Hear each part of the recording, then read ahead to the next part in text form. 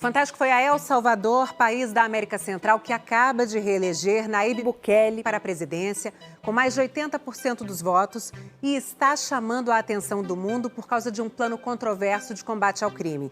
Uma das ações e símbolo do governo é a criação de uma mega prisão de segurança máxima, com capacidade para 40 mil detentos. Álvaro Pereira Júnior está aqui conosco. Ele e o repórter cinematográfico Lúcio Rodrigues acabaram de voltar lá de El Salvador. Álvaro, bem-vindo, boa noite. Queria que você dividisse conosco suas impressões, o que nós vamos ver nessa reportagem especial. Oi, Maju, oi, Poli, boa noite para todo mundo. A gente vai ver um país que, de fato, extinguiu a violência. Eu nunca tinha visto nada parecido. Já tive em outros lugares da América Central, perigosos, em que a gente precisa estar sempre atento, e lá em El Salvador a tranquilidade é total. A questão é, qual é o preço dessa segurança? O preço é bloquear quase completamente os direitos humanos. E assim um país pequenininho, que é do tamanho do Sergipe, que tem o PIB equivalente ao do Ceará, 25% do PIB vem dos imigrantes que estão nos Estados Unidos, ou seja, é um país pequeno e pobre, podia estar passando despercebido, mas não está. Está no centro do noticiário e atraiu a atenção aqui do Fantástico. É isso, obrigada, Álvaro. Então vamos conferir a reportagem especial de hoje. Las espinas que te punzaron, perdónale, Senhor. Esta é a colônia Montreal, um bairro humilde como muitos na cidade de São Salvador. Casa simples, gente simples, ruas de terra e muitas ladeiras, típicas de um país que se construiu à beira de vulcões. Mas nem as longas subidas detêm esses fiéis, que seguem na peregrinação, relembrando a Via Crucis de Jesus. A gente está na Quaresma e nessa época do ano, no mundo inteiro, cristãos, nesse caso católicos, saem às ruas de suas cidades em procissões, até a Semana Santa. Aqui em El Salvador não é diferente. A diferença é que em anos passados, talvez, essas pessoas não conseguissem sair de casa para rezar com tanta tranquilidade. Agora está muito tranquilo, inclusive nós freiras estamos saindo à noite para acompanhar as pessoas e as atividades da igreja. El Salvador vive tempos de paz. Medidas extremas do governo encurralaram o crime. As forças de segurança prendem e prendem. A população respira aliviada, mas nem todas as famílias estão felizes. Minha esposa me avisou de madrugada que a polícia tinha levado meus 2 filhos menores, de 15 e 17 anos. Como é que meus filhos vieram ser um grande delinquente? Cercaram minha casa como se eles fossem grandes delinquentes. Os meninos estavam dormindo. Um deles tinha deixado a lição de casa em cima da mesa da sala. 1 hora depois, prenderam meu filho mais velho, de 24 anos, no hospital, acompanhando o parto da mulher. A mesma patrulha que ajudou a gente, levando o casal para a maternidade, acabou prendendo meu filho. As pessoas em casa podem estar pensando, todo pai, toda mãe acham que seus filhos são inocentes. Por que os seus são inocentes mesmo? Os 3 moravam aqui. Estudavam e trabalhavam o dia todo. No fim de semana me ajudavam no cultivo de feijão e milho. Nem tinham tempo de andar por aí vadiando. Desde os anos 90, El Salvador vivia sob o controle de gigantescas facções criminosas, chamadas em espanhol de maras ou pandilhas. São como corporações do crime, de tão poderosas. De um lado, a Mara Salvatrucha, também conhecida por MS-13. Do outro, seus inimigos mortais, a Barrio 18, Bairro 18. As facções surgem como grupos juvenis em comunidades urbanas e na década de 90 são alimentadas pela deportação de salvadorenhos pelos Estados Unidos. Muitos eram condenados lá, lideravam quadrilhas, mas quando são devolvidos para cá, ficam livres. E aqui encontram jovens excluídos da sociedade, dispostos a atuar em bandos. Ao contrário de outras facções da América Latina, as de El Salvador não dão prioridade para o tráfico de drogas. As maras salvadorenhas vivem principalmente de extorsão. É aquele esquema, ou paga ou a gente toca fogo na sua empresa, ou paga ou a gente te mata. Vale para grandes firmas, para o comércio, para feirantes E vale até para as cozinheiras de pupusas, as massas recheadas, que são o prato mais típico de El Salvador. A dona Noemi estava vendendo ali perto da procissão. Sobre a segurança, tudo bem. Hoje em dia está tudo bem, mas nós passávamos muito nervoso. A pressão da vida era tanta que a gente ficava até doente. A época em que brotaram as facções, os anos 90, eram de esperança para El Salvador. Tinha terminado uma guerra civil de 13 anos, em que 75 mil pessoas morreram e milhões deixaram o país. Mas quando a paz política finalmente veio, o crime organizado disparou. Isso poderia ter sido resolvido antes de as quadrilhas se organizarem tanto, mas ninguém ligava. Aí, quando finalmente as autoridades agiram, foi da pior maneira possível. As gangues se matavam e matavam quem surgisse no caminho, num combate por território. Quem tinha mais território podia extorquir mais. E sucessivos governos de direita e de esquerda prometiam jogo duro contra as gangues. Pelo menos desde 2003 tem essa história de um presidente aplicar políticas repressivas, de pulso firme, de guerra contra as facções, com um discurso do bem contra o mal. O auge da violência das quadrilhas foi em 2015. 107 homicídios para cada 100 mil habitantes. Como comparação, no Brasil, que também é muito violento, esse número fica hoje em torno de 20. E assim, El Salvador foi se transformando no lugar mais perigoso do mundo. Até que este homem surgiu, um jovem, então de esquerda, herdeiro de ricos imigrantes palestinos. Nayib Bukele é o nome. Antes de entrar na política, era publicitário.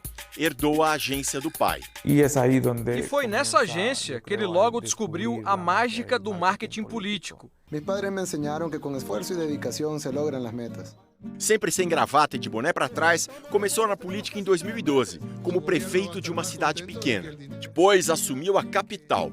Foi se distanciando muito do passado esquerdista. Criou seu próprio partido, o Nuevas Ideas, Novas Ideias, com linguagem jovem, controle minucioso das redes sociais e um discurso de combate total ao crime. Foi eleito presidente de El Salvador em 2019. Nayib Bukele tinha 37 anos. Como publicitário, ele entendeu muito rápido que a mensagem de comunicação é mais importante até do que ações concretas. E se acontece algum problema, isso se resolve com mais marketing e mais publicidade. Nos primeiros 2 anos de governo, sem que os especialistas entendessem direito como e por quê, os homicídios caíram pela metade. O jornal digital onde Gabriel trabalha investigou o fenômeno. Encontrou gravações e documentos comprometedores. Descobrimos que, desde quando era prefeito da capital, Bukele fazia acordos secretos com as facções. Mas tudo mudou em março de 2022. Se havia acordos com as quadrilhas, algo deu errado. Em 3 dias, um total de 87 assassinatos cometidos por facções. Um banho de sangue nunca visto. O presidente Bukele agiu rápido. Nada de negociação com as quadrilhas. Foi decretado um estado de exceção. Era para durar 1 mês. Já está durando 2 anos. Temos um regime de exceção que nos permite ter ferramentas que não tínhamos antes para combater a delinquência. No regime de exceção, são suspensos direitos e garantias em vários pontos.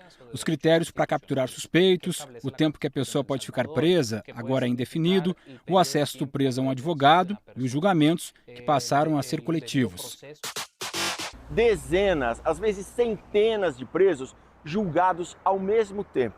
É tanta gente que muitas vezes nem cabe no prédio, eles fazem pela internet. Não tem como analisar caso a caso, entrar nos detalhes. Então o juiz chega, dá uma geral na situação e solta as sentenças. Bukele fez uma campanha maciça nas mídias sociais para dizer que nós, que criticamos esses métodos e essas políticas, estamos defendendo os delinquentes, como se fosse preciso escolher entre os direitos humanos e a segurança dos cidadãos. Mas nem o mais ferrenho opositor de Nayib Bukele pode negar. El Salvador hoje é outro país. No bairro Simples, onde acompanhamos uma procissão e que era controlado pela Mara Salvatrucha, as mudanças são evidentes. Aqui era uma zona muito perigosa. Não dava para andar à noite, porque logo vinham perguntar o que a gente estava fazendo. Os jovens estão saindo mais de casa e se envolvendo não com coisas ruins, mas com as coisas de Deus. E assim, apesar da desigualdade extrema, apesar da economia que cresce muito pouco, apesar da pobreza que ainda domina El Salvador, a taxa de assassinatos, segundo o governo, caiu de 107, aquele número apavorante de 2015, para 2,4 em cada 100 mil habitantes. El país más pequeño de América es ahora ejemplo para países más grandes que cuentan con más recursos, porque los logros en seguridad son irrefutables. A ponto de atrair americanos e canadenses, interessados na segurança, nas ondas e no uso de dinheiro virtual. Em El Salvador, que está dolarizado desde 2001, uma dessas moedas virtuais agora também é moeda corrente, por ordem de Bukele. Mas nas ruas, no dia a dia, a inovação não pegou. Então, como é que se paga na feira? Já nessa praia específica, um point de surf, os gringos adoram a novidade. O americano Aaron está organizando a mudança para cá. Eu comecei a prestar atenção em El Salvador há uns 2 anos e meio, quando Bukele prendeu os membros de quadrilhas. Aí eu pensei, isso é para valer. No entanto, longe das praias turísticas, muitos salvadorenhos se perguntam qual o preço dessa segurança. Porque o regime de exceção reduziu a violência, mas também abalou milhares de famílias. Depois da procissão que nós filmamos, essa senhora resumiu. A segurança melhorou muito. Nossos parentes de outros bairros conseguem nos visitar e nós podemos sair para visitar a família. Mas também sabemos que pessoas talvez inocentes estão pagando pelo que não fizeram. Inocente. Não se pode ter símbolo de pandilla em nenhum lado. Nem en el graffiti, ni en la casa, ni en el cuerpo, ni en la tumba. O regime de exceção é tão duro que uma pessoa pode ser presa por qualquer banalidade. Tipo, ficar nervoso na abordagem policial, ter tatuagens, mesmo que não sejam das facções, ser delatado no Disque Denúncia. Praticar agrupações ilícitas, uma expressão genérica que pode significar qualquer coisa. Uma vez levado, o cidadão desaparece no sistema prisional e sobra para a família tentar encontrar. Meu filho está preso há 1 ano e hoje vim tentar falar com o defensor público para ver se me dão alguma informação. Como os presos são pobres, não podem pagar advogado. Na defensoria pública, os parentes madrugam na fila. Meu filho está na cadeia há 2 anos, não tem antecedentes criminais. Simplesmente o levaram sem dizer por quê. Não posso mais viver sem ele, ele trabalha, me ajuda nas contas de casa. A gente vem há vários dias tentar falar com o advogado que pegou o caso do meu marido, mas ele nunca está. Agora deram uma data em março, que vai ser o turno desse advogado. Uma saída é procurar organizações de ajuda jurídica. A prisão do meu filho foi um abuso de autoridade. Um jovem de 23 anos, trabalhador, empreendedor, foi parado pela polícia na rua e o levaram porque tinha tatuagens, mas são artísticas. As tatuagens são 2 rosas, com os nomes dos filhos. Eu tenho os diplomas dos cursos de mecânico de máquinas que ele fazia, tenho um abaixo-assinado dos vizinhos dizendo que ele é trabalhador e uma carta do chefe dele elogiando que era um moço ético e dedicado. É tanta gente presa que o governo inaugurou no ano passado a maior penitenciária do mundo, o Centro de Confinamento do Terrorismo, CECOT. Nossa equipe se deslocou até lá, a 1 hora da capital. Mas... Mesmo para passar é necessário um permisso? Igual. Acho que eles vão expulsar a gente. De onde poderíamos gravar? Na carretera. Não é que não pode entrar no CECOT, o Presídio de Segurança Máxima. Não pode nem chegar perto. Faltam 1.600 metros, já tem um bloqueio. De acordo com o governo, é o presídio que tem os criminosos mais perigosos do país. Estamos há semanas negociando com o governo de El Salvador. A nossa entrada não foi liberada. E agora os policiais não deixam nem a gente passar na estrada. Para mostrar como é lá dentro, a presidência divulga vídeos de ação. Homens tatuados dos pés à cabeça, como é regra nas facções. Todos estão carecas. Só saem das celas meia hora por dia. Não podem usar talheres, nem colchões. Eles se deitam diretamente em chapas de metal. A capacidade é para 40 mil presos. Estima-se que 4 mil estejam hoje no Secote. Por ironia, um mega presídio para o crime organizado é a cadeia com melhores condições do país. Tudo novo, 3 refeições por dia. Já as pessoas comuns, que são presas por qualquer bobagem, essas vão para os presídios antigos, muitos deles mal cuidados e com superlotação. Nós deixamos o pacote com comida e roupas na porta da cadeia para ser entregue para o meu marido preso. Mas a gente não sabe se chega mesmo para ele. O rapaz se chama Roberto Carlos, em homenagem ao cantor. A esposa e a mãe não sabem nem se o jovem está vivo. Uma vez saiu uma lista de pessoas que tinham morrido na cadeia e o nome do meu marido estava lá. Só que eu fui até o IML e o corpo não estava, então talvez tenha sido alguma confusão. Não há visitas, não há contato com o preso. Em muitos casos se passam meses sem acusação formal. Como uma democracia aprova um sistema tão implacável, para muitos desumano e por tanto tempo? Para entender, vamos voltar 3 anos, quando o presidente declarou guerra aos opositores. A escalada autoritária do presidente Nayib Bukele tem uma data-chave: 9 de fevereiro de 2020. Bukele estava na presidência fazia 8 meses e vinha tentando aprovar um empréstimo de cerca de 550 milhões de reais para um grande plano de segurança. Só que a Assembleia era dominada pela oposição, então o empréstimo nunca passava. Até que um dia Bukele perdeu a paciência, convocou uma sessão extraordinária um domingo e convocou também os seus apoiadores para ficarem aqui fora pressionando os deputados. No dia apareceu o exército e apareceu a polícia, que invadiram a Assembleia. Bukele entrou e ficou em silêncio, rezando. Minutos depois ele saiu e disse para a multidão de apoiadores que tinha conversado com Deus. Deus teria pedido paciência. E aí, depois de chamar os deputados de sem vergonhas, o presidente ameaçou. Agora eles sabem que se quisermos apertar o botão, apertamos o botão. Que botão era esse? Os salvadorenhos foram saber nos meses seguintes. Um ano depois, o povo elegeu uma nova Assembleia, agora submissa ao presidente. O parlamento confirmou o empréstimo para fazer o plano de segurança. E com o apoio dos deputados, Bukele demitiu o procurador-geral e juízes da Corte Suprema. Botou amigos no lugar. Ele foi controlando as instituições. Já tinha o executivo, aí tomou a Assembleia e tirou os contrapesos do tribunal. Por isso que 2 anos depois, o caminho estava aberto para o regime de exceção.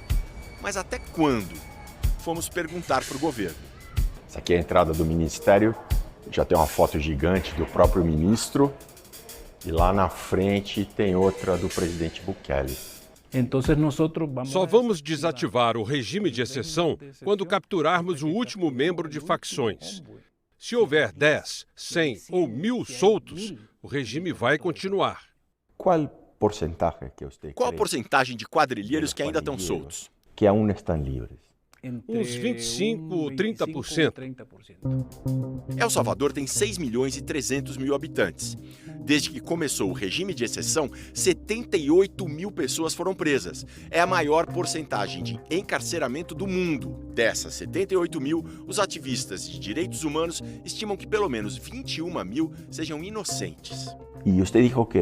O senhor vem dizendo que a prisão de inocentes é um dano colateral, mas se o judiciário estivesse funcionando normalmente, sem o regime de exceção, esses danos não seriam menores? Não se deve satanizar o regime de exceção. Quem faz isso são as elites globalistas. Claro que qualquer polícia às vezes prende inocentes.